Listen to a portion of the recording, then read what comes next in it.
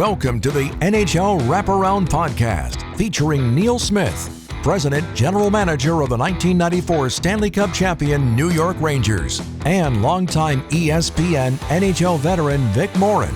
Together, they share no-nonsense opinions on news and issues around the National Hockey League.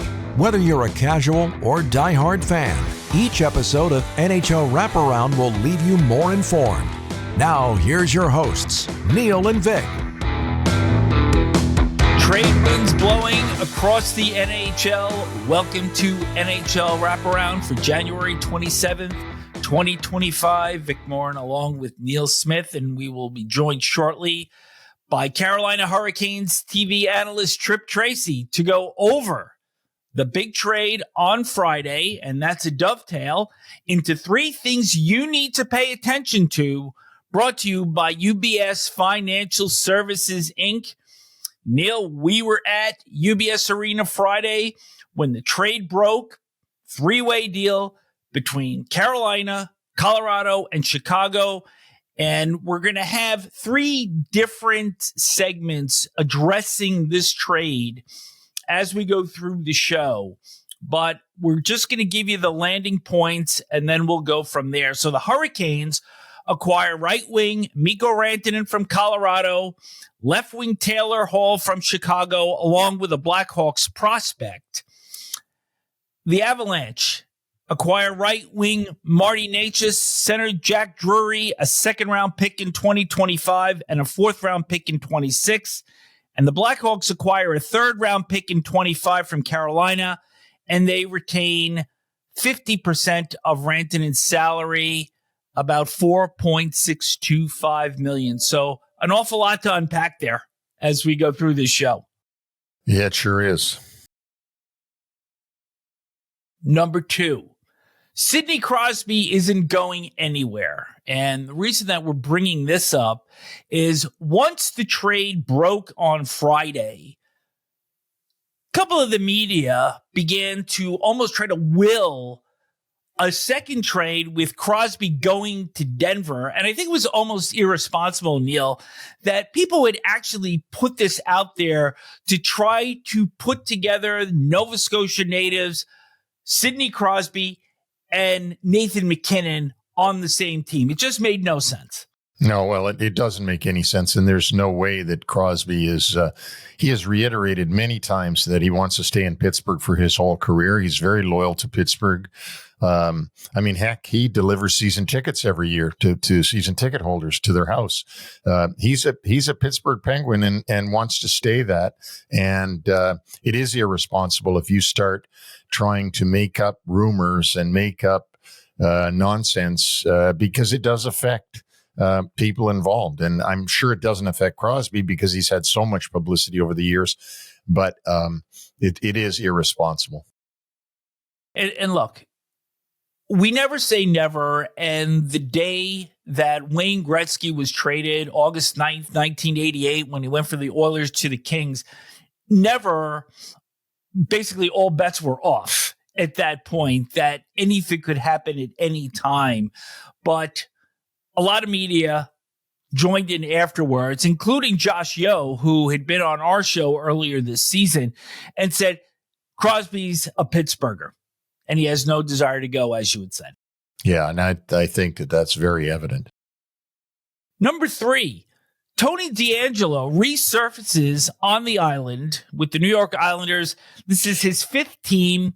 He actually played against the Hurricanes on Saturday, had 2 shots in 25:07. I see this as possibly a move to just try to bolster this power play that is still last in the league. But in reality, can Patrick Waugh actually do what other coaches before haven't been able to do? And that's to make this guy a solid citizen on the team for a sustained period. I would doubt it. I mean, he's been this way from what I hear since he was a little kid. It runs through there. So from what I understand, he's a good team guy most of the time, but then snaps every once in a while. And then it's unacceptable to the coaches and to the people that are trying to keep a team as a team. And I believe that they signed him out of Russia. He was playing in the KHL. to take Dobson's place, who's out for we don't know how long, week to week. Noah Dobson, who's their best offensive defenseman, has a great shot, was thought about for the Norris Trophy last year he was in the top 10, I believe, for the Norris Trophy. So I think Tony DeAngelo is a stab in the dark to replace Dobson and maybe get the power play going at the same time. Is this almost like Anthony Duclair, who's now on his 9th team with the Islanders, just Lou Lamoriello signing another potential reclamation project? Well, I don't know that Duclair's a reclamation project, because even though he's on his 9th team, he gave him a 4-year contract. And I believe he played in Quebec for Patrick Waugh in junior hockey. So I think that there was a tie in there. So I think they took on Duclair as a formidable offensive force. Now, having said that, he hasn't really shown that yet this season. He's got, I think, 8 points on the season, 4 goals, I believe, and 4 assists, somewhere around there. But he is on his 9th team. And you have to wonder, when guys we just talked about Sidney Crosby never wanting to leave Pittsburgh, right? And now you've got guys that are on their 5th team and their 9th team and in their careers. I mean, that's a lot of teams to go through. And, so I don't know if Anthony Duclair perhaps in the offseason will do some ads for Samsonite because of the luggage. Anyway, we'll see how it pans out for the Islanders. They've won the first game he played in against Carolina. They won that game. So who knows? And the Islanders have won 4 in a row on this current 7-game homestand after dropping the first 2. And this has been 3 things you need to pay attention to, brought to you by UBS Financial Services, Inc. Well, it is my pleasure to bring in a longtime friend and a great broadcaster for the Carolina Hurricanes, the voice of the Carolina Hurricanes. And in fact, I got to tell you, Tripp, when I hear your voice, I know exactly who it is every time. And I enjoy, because I know you, I enjoy listening to you. And I was at your game. I know you're sitting at UBS Arena right now, and your team is practicing to go to Madison Square Garden tomorrow night, Tuesday night, and play the Rangers at the Garden. I was at the game Saturday night when the New Look Canes played against the Islanders. And of course, everybody at that point was like, oh my goodness, Rantanen is going to be on the ice, and Taylor Hall is going to be on the ice, and Necas isn't going to be on the ice. And isn't it just too quick of a turnaround to get those guys to be able to really perform when you make a trade and they come in almost like calling them up from the minors? They come in, they got to perform right away in a major league game. They don't know the system. They've hardly had any time probably to talk to Rod, and they got to jump right on the ice. Yeah, Neil, first of all, this is a bucket list being with you and being with Vic, and it's a tribute to great people in the game, because when my original and longtime general manager, Jim Rutherford, who you know so well, and ownership, Pete Carmanis, gave me the job with no experience in 98, then the ability to get to know you, being a Stanley Cup winning general manager in the market of all markets. So this is a real treat. And one of the things I did want to ask you is, in building the Rangers like you did, if there were any similar circumstances with regards to a midseason trade. I mean, you have Mikko Rantanen, who was preparing for a game for Colorado in Boston when he found out about the trade, and Taylor Hall was in Chicago. No morning skate, on Saturday, once both Mikko and Taylor arrived, aside from, in particular for Rantanen, the emotional part of it, just as was the case with 2 drafted and developed now former Hurricanes, Marty Necas and Jack Drury. For Rantanen, the only team and organization he's ever known, Colorado. So, that is as unique as it gets. And so I was focused on the game against the Islanders, obviously, but Carolina was initially going to go home, fly home after the game Saturday night, and then come back today for the game against the Rangers tomorrow, Madison Square Garden. And I was thrilled that they had made a decision a couple of weeks ago to stay, because you want your new teammates to be around, your current teammate, the teammates that they're going to have here, for the next several months, and you hope beyond. And as we speak, an invaluable practice where it's a rarity that you ever think that a practice is more important than a game. But in this particular circumstance, for both Mikko and for Taylor Hall, you could make the argument that it is. So the timing of it, is never ideal when it's a massive trade like this. But those were the things that came into my mind, that they'd be able to spend time together after the game and yesterday, and that they get a practice today. Yeah, to answer your question, I did have several big names come in during the season, but in most cases, particularly for Messier and Steve Larmer would be the two that I think of right away, they wanted to leave their team. So it was different than with Mikko Rantanen and Marty Necas. They didn't probably see it coming, and then were just surprised by a knock on their hotel room door to say, guess what? That's the answer to that question. But I want to ask you, when did you start to hear the whispering about something maybe happening? So the Hurricanes stay in Garden City, and my closest friend from Harvard lives 2 blocks away from the hotel, and he has 4 boys. So anytime we come here, Neil, I like to catch up with my nephews, and I went to their basketball games on Friday night. And then I came back to my buddy's place, and that's when I started to get an inclination.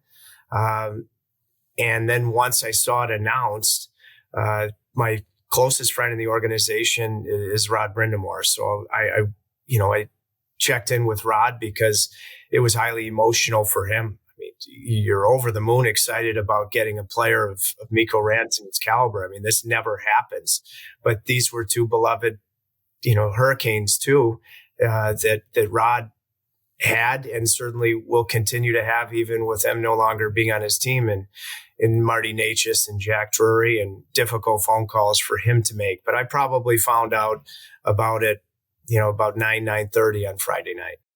I just a little bit of a follow-up, just for fun, is that I was in Garden City on Friday night as well, because the Islanders played Friday and Saturday night, and I was going to both games. And so rather than come all the way back to New Jersey where I stay when I'm here, I stayed out in Garden City. So that's really, I didn't stay at the Garden City Hotel where you were, where the team stay, but I also was in Garden City at the same night waiting for the Carolina game. So that's really something.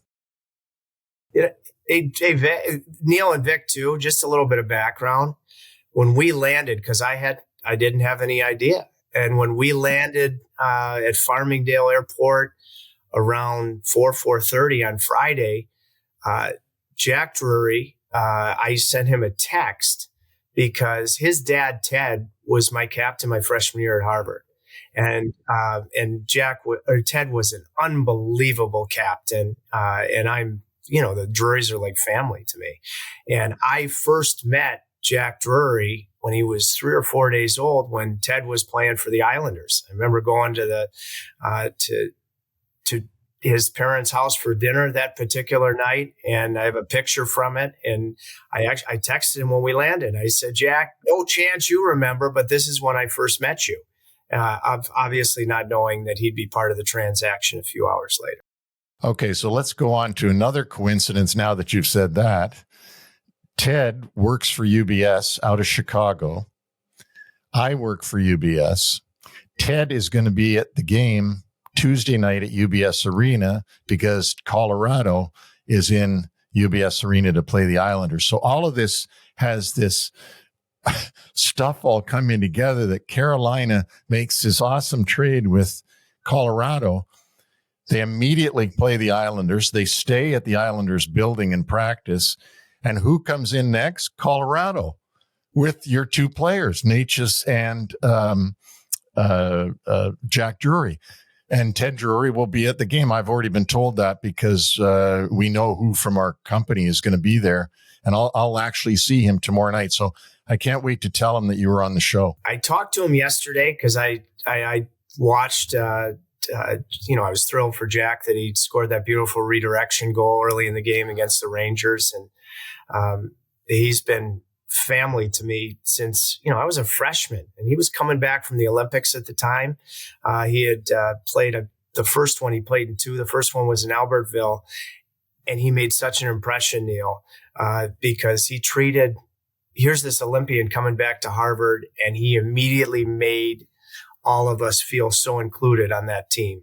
And his now wife, they were dating at the time at Harvard, Liz. She was a phenomenal lacrosse player. So they're people just like Jack is that I'm privileged to call friends. And I'm very excited that you're going to see Ted tomorrow night. Wow, this feels like Kevin Bacon's 6 degrees of separation here, that we've managed to pull this all together. But let's bring it back to players that now have been acquired by the Hurricanes. And there's been Sebastian Aho, Andrei Svechnikov, Seth Jarvis, solid offensive players. But in Rantanen, Carolina is getting a real, true game breaker. He scored 55 goals with Colorado in 22-23. So this, at least on the surface, appears to be one of those missing links that the Carolina Hurricanes just haven't had to get them over the top in recent playoff years. There's no question. When you look, I think that there are two, for me, as the analyst in Carolina, there are two significant parts to this trade. The first part is the now. When you look at Mikko Rantanen, it's not just once in a blue moon. It's once in several blue moons that things have to come together, that a player and also person of Mikko Rantanen's, pedigree and caliber is available. I mean, that is unbelievably exciting. And when I think about Saturday morning, some of the unsolicited messages I got from guys that I trust, I didn't reach out. I think about Eric Johnson, and the content of what he sent me about how much I was going to love Mikko Rantanen. And he wasn't the only one. So to be able to acquire a player like this, a player that has a history with Sebastian Aho, because they started playing together, I think, when they were 16 or 17, roomed together in 3 world championships. Carolina, for me, has long had a need for a type of player that is very, very, very difficult to find, and that is a true power forward that has an elite level skill. So it's incredibly exciting for the now. It'll take time for him to adjust. Taylor Hall, we know this is a former league MVP. Neil was at the game. I thought when he got bumped playing with Kotkaniemi and Svechnikov in the third period, I thought Hall had a very good third period in particular, combining his speed and his heaviness too. Easily could have been a part of winning the game in regulation with the type of third period that he played. So that's the now. But when you give up, which you're going to have to give up, to acquire both players, but let's talk about Mikko Rantanen.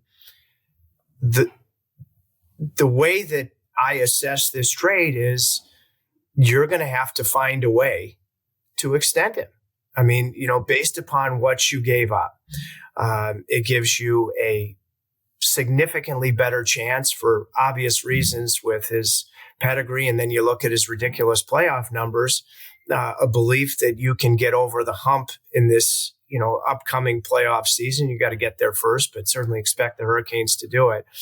But I would be remiss if I didn't say that in terms of assessing the deal, being able to convince Mikko Rantanen that Carolina is a wonderful place. This is my 26th year. I think it's well documented how much I love Carolina.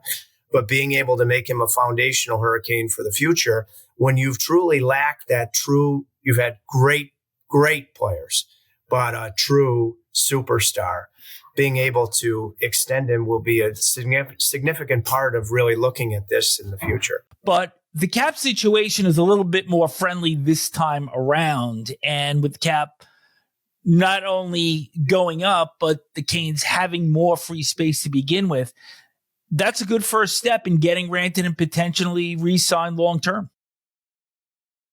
There's no question. And Eric came on our broadcast in the first intermission, and he spoke very candidly. When he's come on with us, his content has been exceptional. It was great. I did watch it, actually. Yeah. Vic, he came on at the beginning of January, and I thought his answer about why the Hurricanes, when they lost both Anderson and Kochetkov, and the desire was there to be able to acquire a goaltender, but the types of prices that were being asked for it, just that type of candor, I think fans must really enjoy. And he spoke about, because I asked him, I said, hey, you want him to be, and I used the word Rantanen, a foundational Hurricane. How do you achieve that? And he spoke specifically, and in comparing to where their cap was at last year with Jake Ensel versus where it's going to be, that it's much more favorable. So a huge part of this, and I would think Sebastian Aho is going to be as big of a recruiter as Carolina is going to have, and I trust Sebastian Aho in that department, in that capacity.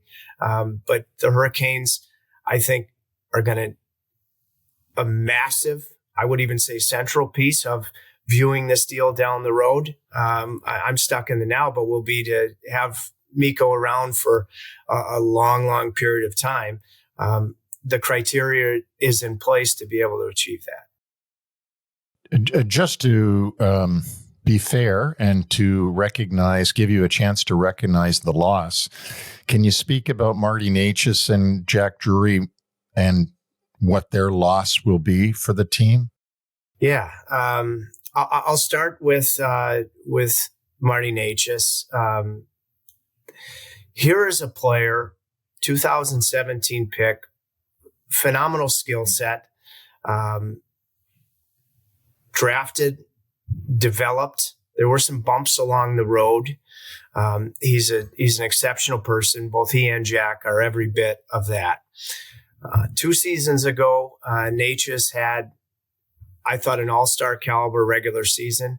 Only Andrei Svechnikov made the all-star game. I believe the all-star game was in Florida, but I thought that Necas, had he been ticketed for that all-star game, Neil, he was very, very deserving. And then last year, maybe took a step back during the regular season.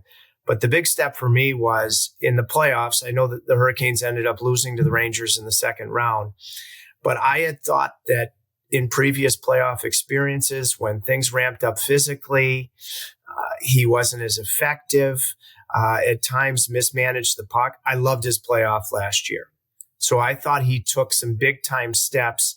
I think he was around a point a game. I thought the chances that he generated and the hardened game that he played, that it was a very positive sign for me. He also has a noticeably daily desire to be great, which I always made note of, which I think is going to serve him very well. For Jack Drury, Rod Brindamore would feel just like Necas, but Rod would feel very strongly that he's going to have a lot to do to replace Jack. And that is about as strong of a compliment as you can find. Totally unselfish teammate, plays the game in complete fashion.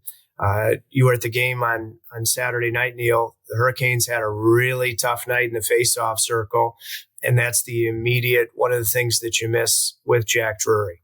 I think there's a chance down the road. I might even call it probable that Jack will wear a letter on his jersey for the NHL organization that he represents. So, again, when you acquire a player that is of the supreme level that Mikko Rantanen is, you're going to give up some pieces that you don't want to part with. And that's why I said previously in assessing it down the road that a centerpiece to it is going to be being able to extend Mikko because of the caliber of the two guys that are now members of Colorado. Yeah, a good trade has to be painful to both GMs. Or else it's not a good trade. There's pain involved. And I saw that Necas, there was some stuff at the end of last season after the playoffs were over that he was maybe going to go back and play at home and didn't want to sign with the Hurricanes. So it was a great thing when your organization got him re-signed. No question. And, a couple of things mentally because I've always been afforded, I believe, truly unique access in Carolina, because players know that I have a professional job to do as an analyst, but I have as much or more of an opportunity on the personal side of things to really get to know these guys. And, I try to never lose sight of that. And so Necas is no different. I talked about my history with the Drury family. I remember being in Michigan, where I'm from, and you went to college, Neil, and in the summertime, a couple summers ago, and I was doing some grocery shopping for my mom, and I got a call from Marty Necas. He was over in Czechia at the time. And I said to him, well, what are you working on this summer? He said, I've really worked mentally on being able to park a game or a shift immediately behind me and improve the layers and depth of my mental toughness from that standpoint. And the reason I think about that conversation is because, it didn't end well for him last year. The future was very uncertain, but Necas has worked very, very diligently on learning and being better from the past, but being totally in the present. And he when he was at Carolina Hurricane, he had several instances where the future was uncertain, but he parked the past and he worried just about today and tomorrow. And no better example than the off season. It was turbulent, at least from the public side of things, and the way that he carried the Hurricanes on his back really for the first 6 weeks and for a good portion, leading the NHL in scoring. And I think that's going to be particularly important for him with regards to playing with a truly elite superstar like Nathan MacKinnon, who's such a competitor in being able to move on from one shift to the next, like Jack Drury was. I thought they were both very good for Colorado yesterday at MSG. Well, nobody knows how to park things better than a goaltender, because they have to do that. When a goal goes in, they have to park it, and they have to park the games that they lose and go on to win a game, or else they'd never live with themselves, right? I mean, you were a goalie. You have to say, okay, shake it off and move on to the next one. Could never do it as a goalie. And that's why I was so fast-tracked to the broadcast booth. But, Neil, you could not be more correct. Because I see, even at the NHL level, I see goaltenders that give up a couple of goals in quick succession, and the job as an analyst, he's still thinking about the last one. The old line that my mom hates, and her birthday's coming up this week. She hates the word pissed. But there's an old line that says, if you've got a foot into yesterday and a foot into tomorrow, chances are you're pissing all over yourself today. And, that is especially important for a goaltender, as you mentioned, Neil. And the top ones have that ability to, whether it's a good goal or a bad goal, immediately move on. And in a highly emotional trade, and I love what you said, being a Stanley Cup winning general manager, I've never heard it said like that. And I might even, because I'll screw it up verbatim, that a truly good trade is a painful one. And the key piece to it is, for all the players involved, especially 3 of the 4 that had only spent time with one organization, to be able to park the past and move on. Because if you don't, you're dealing from a position of weakness. Tripp, let's go back to the goaltending for a second. We don't want to speculate on any moves or anything that is potentially going to come up, but let's talk about the gentlemen that are manning the pipes now, and Freddie Anderson and Pyotr Kochetkov. And why is the goaltending going to be sufficient in this year's playoffs with these two, where maybe it hasn't been in the past? Well, I think, Vic, that has to be proven. And I think that is a legitimate question. What gives me hope? Frederik Andersen, it's obvious. The most important thing for him is to stay healthy. Okay, because when you look beyond that, you look at his playoff career numbers, there's a bit of a perception that he struggled in the postseason. Look at his numbers. And 2 years ago, the Hurricanes go to the conference final. And I'm going to tell you, in my almost 3 decades, Sergei Bobrovsky's performance in that sweep is as good of a live performance I've seen in any playoff series against a goaltender. It's the best one I've ever seen. Anderson came in, actually, as I'm sitting in this building, I thought at the time Carolina did it right, because I love a guy if he comes in second, because I think he's in the playoffs, because a lot of times he's dealing with less pressure when he comes in. And Anderson came in Game 6 to eliminate the Islanders, then played against New Jersey, and he played great against Florida. He was just totally usurped by Sergei Bobrovsky playing on a stratospheric level. So if he's healthy, I have pretty darn close to total confidence in Anderson. The one thing that I would say, and I assume he'll be the starting goaltender against the Rangers, I thought the Rangers did a good job in the second round last year of getting him moving east-west and west-east. That's a bit of an uncomfortable situation for any goaltender, but I think him in particular. That's my candid opinion. Kochetkov, I've always been bullish because he has the swagger, he has the pizzazz, he has the athleticism, a lot of it throwback to be a number one goaltender. But his challenge has always been, gentlemen, being able to take that mental step to not take a breath within a game.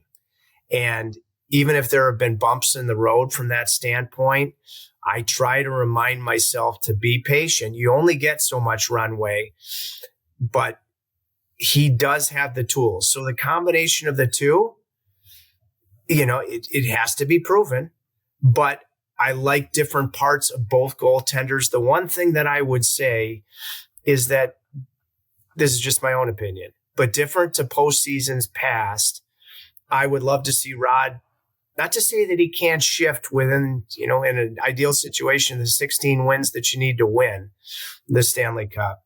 But I'd love to see him identify between now and game 1 of the playoffs a guy, because I think that's very important to the players. And then when you don't have a narrative, between games in a playoff series, who's going to start? Because I think that played a factor in the series against the Rangers. There was obviously no question last year, Shesterkin, who's going to start for Carolina. So I would love to see it in this competition the next couple months. It morph into, at least to start, you have a guy. And then hopefully that guy plays so well that it never changes. Before I hand you back over to Neil, just want to give you a little bit of congratulations. I know 3 weeks ago, you were co-recipient of the North Carolina Sportscaster of the Year Award. And having served so long, and you're such a fabric within the Hurricanes organization, down through Tobacco Road. So congratulations on that honor. Thanks, Vic. It means a lot. It's such a subjective business. You just want to try to, you're never going to arrive as a broadcaster, and you certainly can't point to, Neil mentioned I was a goaltender that had a shot of espresso in the NHL. But at least I got to put on it. But you never, at least if you're a skater or if you're a goalie, you can pull, this is my save percentage, this is my goals against. Broadcasting is subjective. All you're trying to do is get better. And it's progress, not perfection. But the neatest part for me was the excitement from Rod in our coach's interview before the game in Tampa that night. My first year, I remember my first interview was with Paul Coffey, and I immediately got a text from Paul Coffey. People in different facets of the game that were excited about it. This game is so wonderful. When I first started broadcasting, and watching what Neil did with the Rangers in '94. Even among Stanley Cups, that's right there at the top of the mountain. And to be able all these years later to enjoy a game, enjoy life in the game of hockey with the fabulous people that hockey presents, and then to see their excitement, when that award was announced, that's what it's all about. Speaking of broadcasting, and before I let you run off into the dressing room there, you lost your longtime play-by-play man to the Seattle Kraken. And how's that adjustment been for you personally? With the award, Neil, I mean, I talk to John Forslund all the time. I think he's, if not the premier, as premier of a play caller as there is in the National Hockey League, period. When I look back, my first year, so I'm a 24-year-old kid that gets thrust on him with no experience, because Pete Carmanis believed in me, Carolina's longtime owner. And the Hurricanes were playing Greensboro. And both John Forslund and Hall of Famer Chuck Caden had, left Hartford and come down to Carolina. And Carolina was in the very initial stages of trying to build something. They were playing in Greensboro. And Chuck would drive me to the games in Greensboro, and we'd spend all day there. He'd always stop at JR Cigars. And then I'd have lunch with John and Chuck and spend the whole day in Greensboro. My gratitude is through the roof. Aside from the caliber, you asked about John, of his craft, I didn't know how broadcasters prepare, and it took me a while to learn this. But looking back, so grateful that John taught me that the more you invest in your work ethic on every different level, building trust, the better you perform as a broadcaster, but the more you enjoy it too. And I learned from two of the absolute best. I had 20 years with John, but going back to that first year in Greensboro, they could have been in sour moods. They had just come from Hartford, but both he and Chuck, their positive energy, and it took me a while to figure it out, but they taught me how you do the job. Well, I was fortunate enough, I think it was on ESPN, it might have been on Versus, to do a game with John as a color guy. And that's when I really appreciated how good he is at his job. The Elvis Presley sideburns aside. Oh,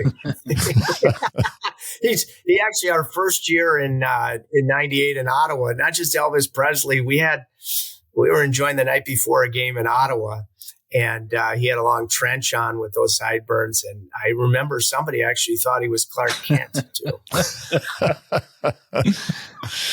Well, Tripp, this has been wonderful. We really thank you for taking time from your day and practice there at UBS Arena with the Hurricanes, and wish you luck going forward. And this has just been fantastic. It really is. It's really great. It's great to talk about so many things.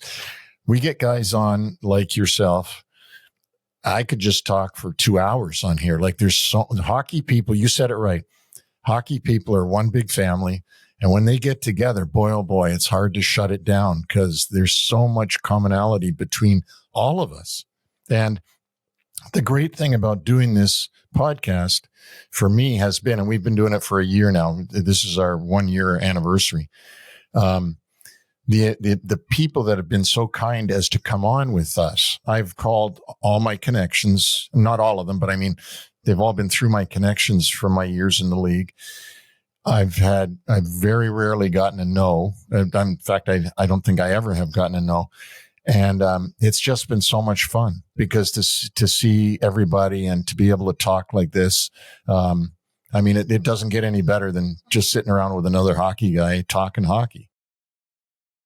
Neil, Vic, first of all, thank you so much. It's a privilege to be with you guys. And just to convey that, I'll tell you a story. In 1994, I was at school at Harvard, and my mom and dad, because they were the greatest parents going, and they never wanted to miss a game coming from Michigan. So they rented an apartment on Beacon Hill in Boston.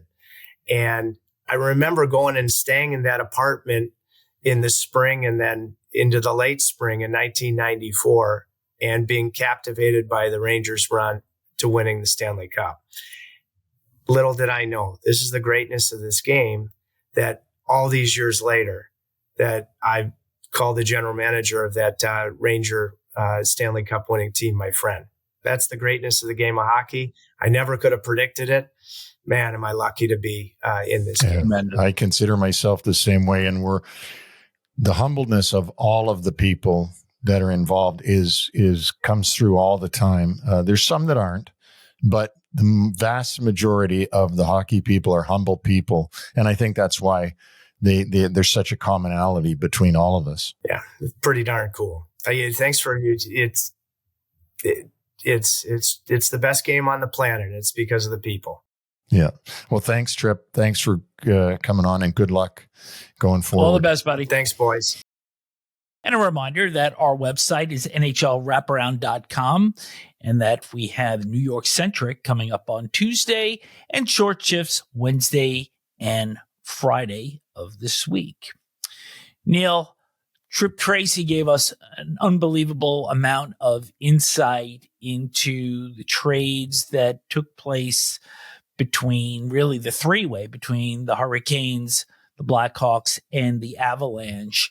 But there's also another way of looking at this, and very often we want to tap into your expertise as a former GM to the business side of a trade, and wanted to look at each of the three teams that were involved here. And we're going to start off with the Hurricanes. And we had Chris McFarland on several weeks back, and Rantanen had said that they were unable to reach common ground on a deal. And that with Rantanen being an unrestricted free agent, as is Taylor Hall for that matter, now is the time to do that trade. And I think the expectation was announced on Rogers was that Rantanen would probably be seeking somewhere in the $12 million range, maybe not that much. But from where you sit, were you surprised that this deal was consummated in January and not maybe closer to the deadline?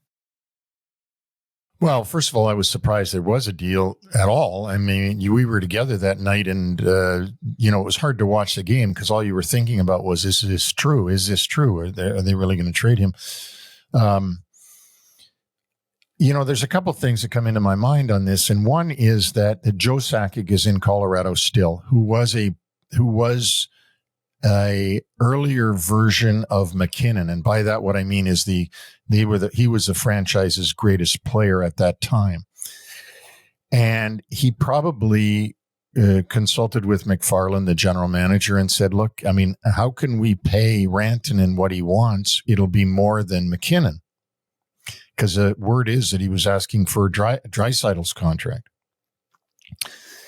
And that would have come into it, because you really upset the apple cart when your best player isn't being paid the most.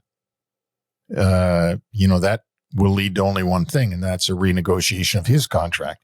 And then how do you have a team if you've got guys making that much money? And how do you fit it all together? And I'm sure that was a cap issue for them, sort of the way that Stan Bowman in Edmonton's going to hit a big cap issue when Connor McDavid gets his new deal.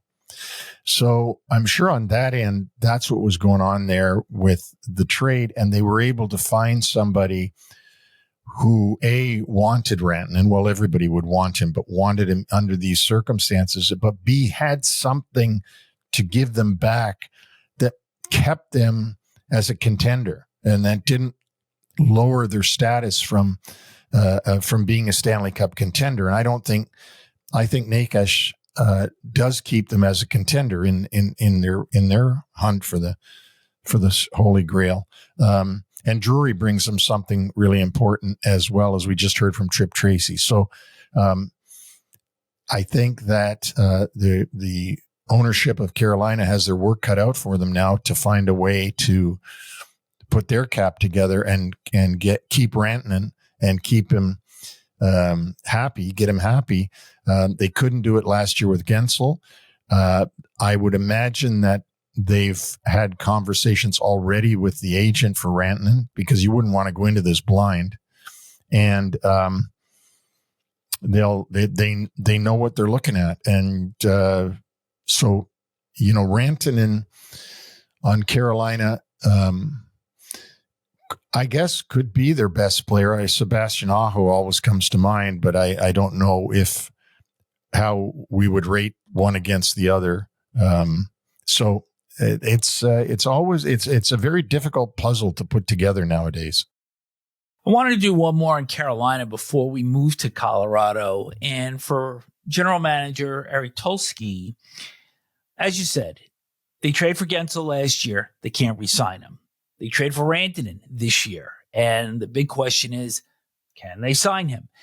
If they don't, does this potentially be almost a new modus operandi for the Hurricanes in that, well, we're going to go out, we're going to try to get the best player that we possibly can for a kick at the can this year and then a kick at the can next year? I mean, could you see this as a repetitive thing if Rantanen isn't re-signed and that Tulsky would do this again the next year and the next year? Well, I think he's doing it under the direction of the owner. I don't think Tulsky is figuring all this out and putting it all together and then going to the owner and saying, I think we should do this. I think the owner is saying, here's what we should do. And Tulsky's the front guy. I find it hard to believe on a business mindset. They can't lose. They can't trade for Gensel, lose him. Trade for Rantanen and lose him. They can't. They just can't. I mean, the Carolina fans, you'll see the season tickets drop, especially if they aren't able to win the cup this year. So I would bet heavily that Rantanen will be re-signed by Carolina. Let's move to Colorado, and the acquisitions of Jack Drury and Marty Necas both have a year of term on their current deals. Excellent players. But are the Avalanche as dynamic after this trade as they were before it? I say no. Well, it's all Necas versus Rantanen, and Rantanen wins that one. I mean, you have to say that Rantanen is the more dynamic player, more superstar than Necas. So yeah, they might not be as dynamic, but as we saw yesterday, I mean, they're still a great team that can come back and win with 15 seconds to go in the game. They, as long as they have McKinnon and Cale Makar, I mean, and of course, they got a good supporting cast there. It's no doubt about it with Ross Colton and the rest of them. You can go on and on. They're going to be in the hunt. Clearly, it was their goaltending that let them down early in the season, and now they've made up for that, it seems like, with Blackwood. So perhaps maybe a little bit less dynamic, but perhaps a little bit more better rounded with the acquisition of these two players.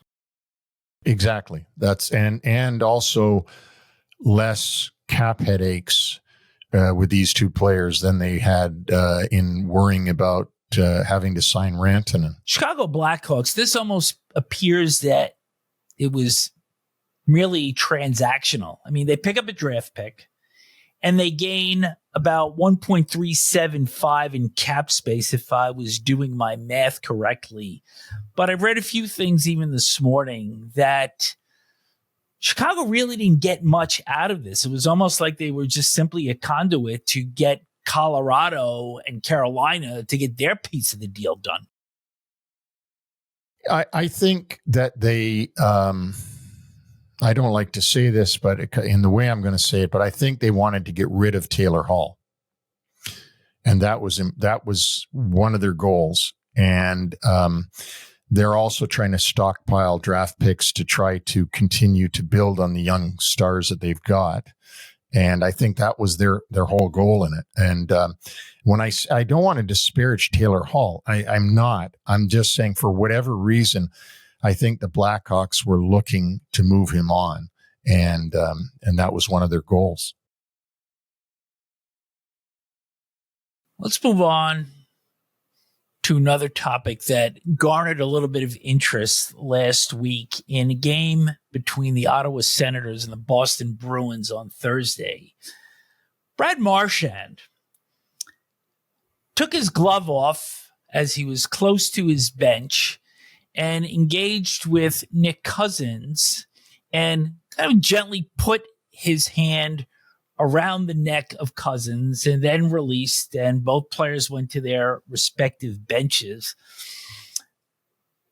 Did Marchand get away with one in terms of not getting suspended? Because he's been the most suspended player in the history of the league. I believe it's been 8 times. He's lost like $1.5 million in salary. And did he escape the hangman here? I would think so. I was trying to get an answer on that and I wasn't able to, but I would think he did. I mean, you're being actually polite when you say putting his hand on his neck. He put it on his throat. That's what you'd call that. I mean, he grabbed him by the throat. Yeah, we're close. Yeah. I mean, that's what you call it. Let me get my hands around your throat. And that's what he did. So, yeah, he got away with one there. I think that's, I mean, it's sort of like spitting or something. I mean, it's just something you don't do.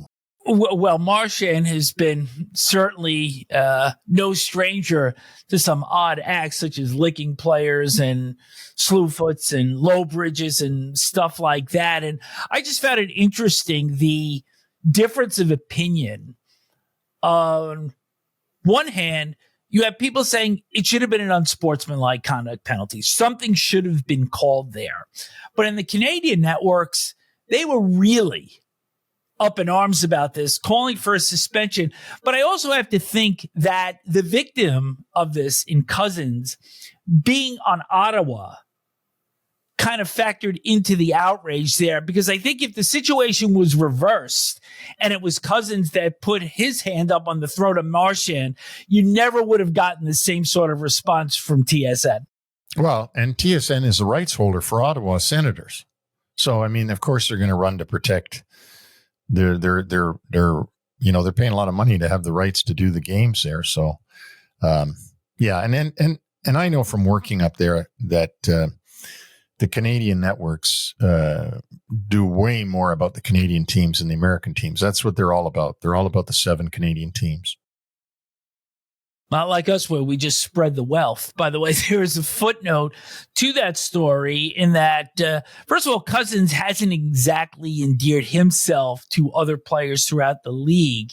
And he was involved in a collision on Saturday with Jacob Quillen of Toronto, who was playing his first NHL game. Quillen came out of it okay, it appears, but Cousins is going to be out for a while when the two of them locked legs, kind of knee on knee. Marc-Edouard Vlasic recently made the case for a defensive defenseman award. He has played 1,302 career games, all with San Jose, starting in the 2006-2007 season. Played in one Cup final in 2016. So the reason we bring this up is that the Frank Selke Trophy was first awarded after the 77-78 season. Bob Gainey won it the first 4 years.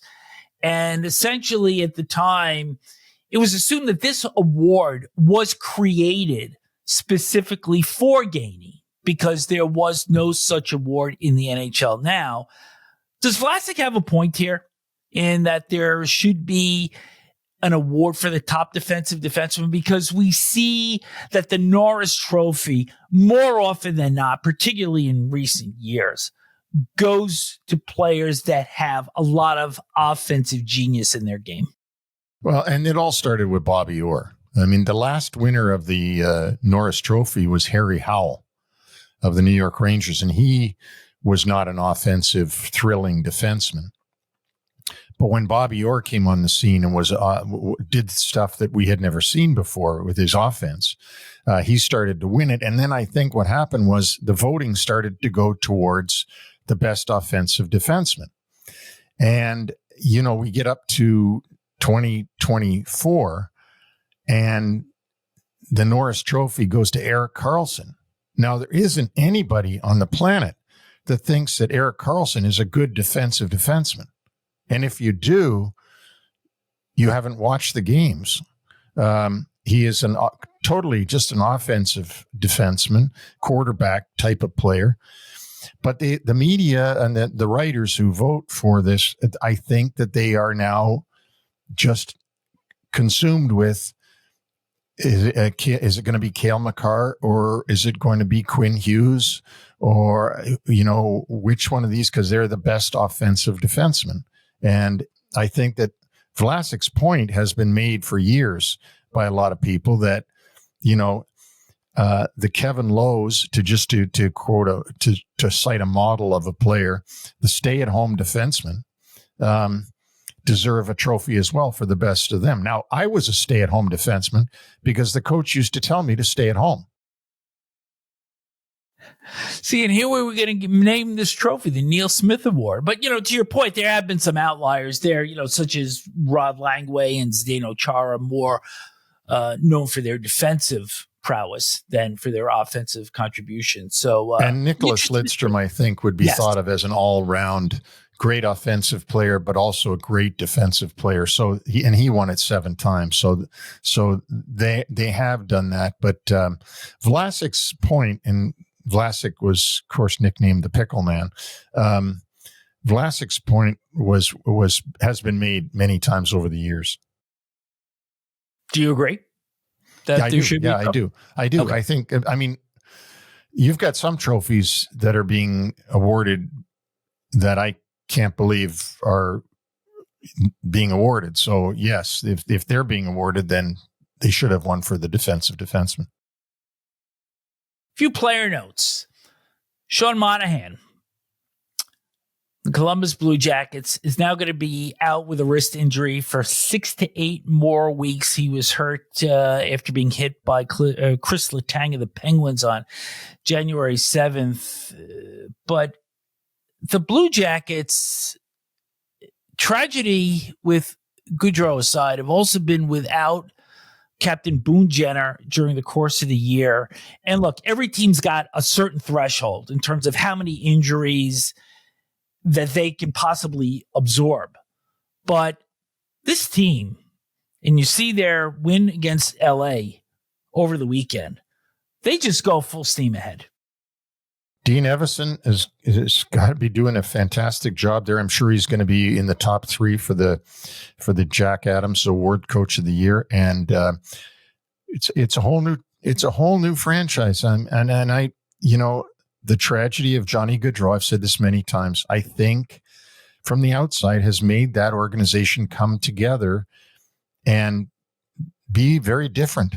And I just think it's fantastic that that they're playing this well this season. I'm a big fan of the Columbus Blue Jackets and the way they're handling this season.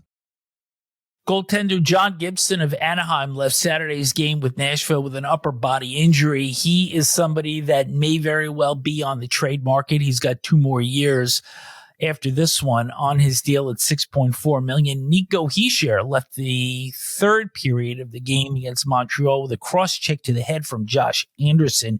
He is listed as day today. The Devils will play in Philadelphia on Monday. Evgeny Malkin left Saturday's game with Seattle with a leg injury after he was hit by Chandler Stevenson. Brian Rust did not play in Seattle either after leaving the game in Anaheim. Will Carrier of Carolina, surgery for a lower body injury, will be out for at least 2 months. And for the New York Islanders, Neil, Ryan Pulock left Saturday's game with Carolina after the first shift. He locked skates with Jason Blake. It was announced this morning he is on IR, as is goaltender Marcus Hogberg, who got hurt, looked like at the end of regulation, and Ilya Sorokin came in, played a little more than 2 minutes, and picked up the win. Yeah, I did see that. That's an oddity. You don't see that very often. Aaron Ekblad of the Florida Panthers returned to the lineup Saturday in a win at San Jose with a goal and an assist. He had missed 7 games with an upper body injury. Miles Wood of Colorado returned to the lineup Sunday in the late regulation win at the Rangers. He had missed 27 games with a back injury. Josh Norris back in the lineup for Ottawa on Sunday in their win against Utah. He missed 2 games. And Will Borgen, the Rangers, signed a 5-year extension at $4.1 million per year. And, of course, that was before he made the ill-advised pass that led to the Avalanche game-winning goal yesterday. But overall, Borgen has played well, and we'd be remiss if we didn't mention how well Capo Caco has done in Seattle, the other principal in that deal, with 14 points in 17 games for the Kraken. And you know what? Sometimes it takes a change of atmosphere, a change of a situation for the skill level of the player to come out. A lot of times you see that on their initial drafted team, they don't turn out to be what the scouts thought they could be. But then they do it in another uniform. This is the human side of the story. A year ago, Neil, we did our very first NHL Wraparound show with Wayne Gretzky, who celebrated birthday 64 on Sunday, January the 26th. But he is not the person that is the subject of the human side today. That is an individual who would have turned 100 on the very same day as Wayne's birthday, January 26th. But this person has their own place in NHL lore. Vic Lynn, born 36 years before Wayne Gretzky was born, and played for all original six teams, if you can believe it. The only guy that's ever done it, that ever did it, played for all original six teams. Let's go back and look at what happened. He played one game for the New York Rangers as a little 18-year-old kid in 42-43. Who were his teammates on that team? None other than Brian Hextall, who scored the 1940 Stanley Cup winning goal at Maple Leaf Gardens for the Rangers, and Lynn Patrick, the father of Craig Patrick, who went on to run the Boston Bruins. That's who he played for with the Rangers as an 18-year-old. He played 3 games for Detroit Red Wings in 43-44. He was teammates with Howe, not Gordie Howe, Sid Howe. Sid Howe. So then he went and played 2 games for Montreal in 44-45. Who were his teammates there? None other than Hector Toe Blake, the famous coach. When he was still playing for the Montreal Canadiens, he was a teammate of his. His most successful seasons were his 4 seasons with the Toronto Maple Leafs, where he played from 45 until 1950 and was part of 3 Stanley Cups and 3 consecutive Stanley Cups with the Toronto Maple Leafs. 2 seasons for the Boston Bruins in 50-51 and 51-52. Who was his teammates there? The legendary Milt Schmidt was playing at that time. Milt Schmidt, who went on to be the general manager of the Boston Bruins Stanley Cup victories with Bobby Orr and Phil Esposito in the early 70s. And then Vic Lynn winded up his NHL career, not his hockey career, but his NHL career, with 2 seasons in Chicago in 1952-53 and 53-54, when a young Ken Warham was one of his teammates. I might add, too, that Bud Poyle, David Poyle's father, was on those Toronto teams. So that's a link to the present. And he played, as we said, in Chicago in 52-53 and 53-54, and then went on to play many, many more years in the minors. Vic Lynn is the only man who has ever played for all 6 original 6 teams.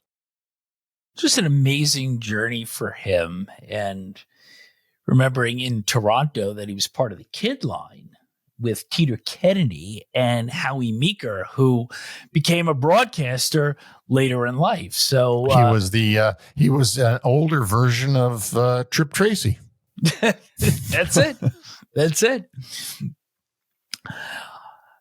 After we did a little bit of research on Vic Lynn, I went back and I decided to check and see if any player had actually played for all of the second 6 teams. And those were the ones that were born from the 67 expansion. And those would be the Kings, North Stars, Flyers, Penguins, Seals / Golden Seals, and the Blues. So Neil, did anybody ever play for all 6 of those teams? Well, my memory says no one ever did play for all 6 of those 6 expansion teams. But we were able to find one player who played for 5, and that was Dan Quinn. Dan Quinn. No relation to Pat Quinn. No relation to Pat Quinn, and not to be confused with the head coach of the Washington Commanders who lost in the NFC Championship game on Sunday. So that's a little bit of the history lesson for today, and a great look back at the career of Vic Lynn, who passed at the age of 85. So, Neil, we're at the end of year 1 of our little venture together. And I remember back to our mission statement and us listening to different podcasts. And I think we weren't sure what we were going to become, but I think early on we knew what we didn't want to be. We didn't want to be a lot of locker room talk. We didn't want to be, just jovial and throwing a lot of statistics and throwing a lot of hearsay out. We wanted some substance in our brand, and I'm really pleased that we have developed that mission statement of breadth and depth, historical and contemporary. We've had 53 unique guests in our 84 presentations between NHL Wraparound specials and short shifts and New York centric. And I'm just thrilled at what this has become and where we can continue to take this. Oh, it's so much fun, and it's so gratifying to have people like Tripp Tracy and all the others. I mean, I've got some photos down here of Doug Armstrong and Don Maloney, Billy Guerin, Don Waddell, Ken Holland. You go on and on and on. And of course, then the great players that have been on, like Mark Messier and Brian Leach and Adam Graves and John Davidson and Glenn Healy, and on and on and on. And they've all been so gracious to give us their time. And I think they've enjoyed it. At least they seem to have. So it's been very gratifying. And I'm just, I can tell you that I couldn't have found a better partner than you. Well, it's much appreciated. And I am so glad that you gave me the call a year and a half ago, because for us, I think part of the fun is putting these shows together every week, seeing who our guest is going to be, being able to be topical. And on top of that, we've also expanded out to 2 other franchises in short shifts and New York centric. Yep. And it was funny. I was watching the game last night, the Florida game, the start of the Florida game, and Ed Jovanovski is the studio analyst. And what was he comes out with 3 things that Florida's got to do tonight. You know what number 1 thing was? Short shifts. So there you go. The name of the show, Short Shifts. And I hope the third one was to have everybody listen to NHL Wraparound. Yeah, not quite, but we'll get that in there someday. We sure will. With that, we're going to close our show for today. Special thanks to Carolina Hurricanes TV analyst Tripp Tracy for his time. Thanks to UBS Financial Services, Inc. NHL Wraparound and UBS Financial Services, Inc. are not affiliated. UBS is a sponsor of 3 things you need to pay attention to. No other affiliation, relationship, or endorsement is made, suggested, intended, or should be implied or inferred between UBS and VNS Productions, LLC, or any of the individuals or businesses and or their respective products and services appearing in this program. Thank you to our listeners. Send questions or comments to nhlwraparound@gmail.com.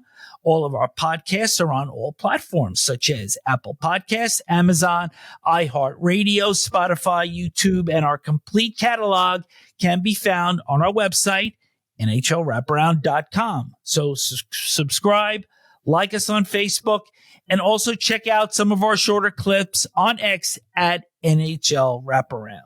And a reminder that New York Centric airs tomorrow, being Tuesday. Short shifts coming up Wednesdays and Fridays with more immediate and in-depth coverage of the NHL. So, partner, ready to go for another round?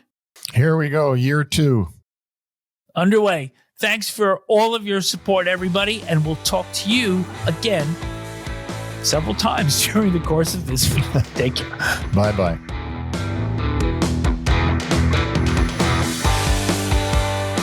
Thanks for joining us on the NHL Wraparound podcast. Don't forget to subscribe to stay up to date on all the NHL action.